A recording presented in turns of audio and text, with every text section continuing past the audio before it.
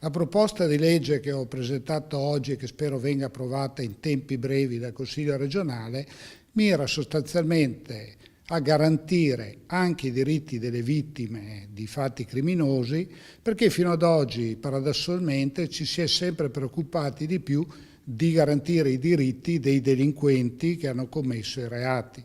Quindi abbiamo deciso di attribuire a una figura già esistente nella nostra regione, che è il difensore dei diritti delle persone, dei minori e dei carcerati, attribuire, come dicevo, anche la funzione di garante dei diritti delle vittime, che quindi con l'approvazione di questa norma potranno trovare un punto di riferimento che possa informarle, sostenerle rispetto a quelli che sono i loro diritti e soprattutto quando questi vengono in qualche modo trascurati o addirittura violati.